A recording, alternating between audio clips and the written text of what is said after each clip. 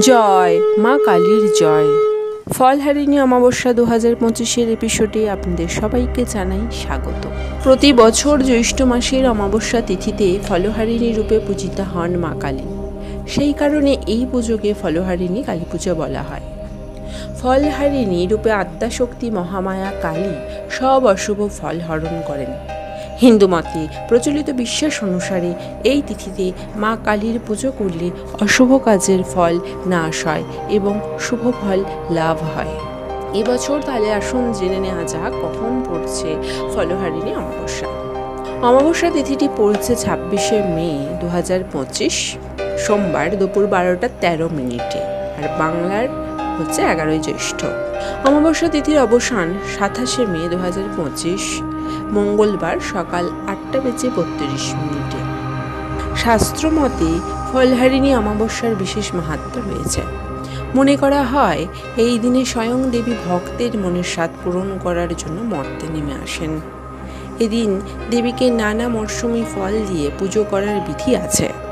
তারাপীঠের মতো অনেক মাতৃপীঠেই এই দিন ফুলের বদলে ফল দিয়ে কালী মূর্তিকে সাজানো হয়। ফলহারিণী কালী পুজোয় মনের ইচ্ছে পূরণ করার জন্য বিশেষ পুজো করা হয়। এদিন দেবীকে সবচেয়ে প্রিয় ফলটি নিবেদন করে পুজো দিতে হয়। পুজোর পর ওই প্রসাদী ফল বাড়িতে এনে রেখে দিন 1 বছর, আর ওই ফল আপনি খেতে পারবেন না।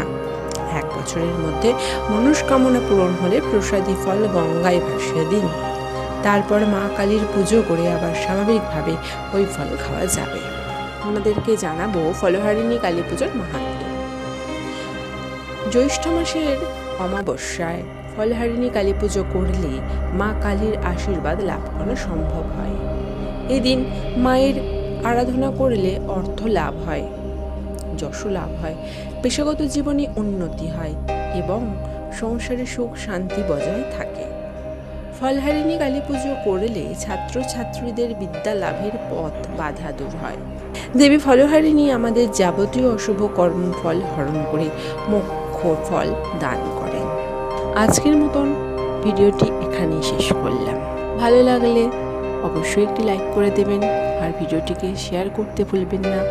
আর আরও এরকম নিত্য নতুন ভিডিও পেতে চ্যানেলটিকে সাবস্ক্রাইব করে রাখবেন। নমস্কার।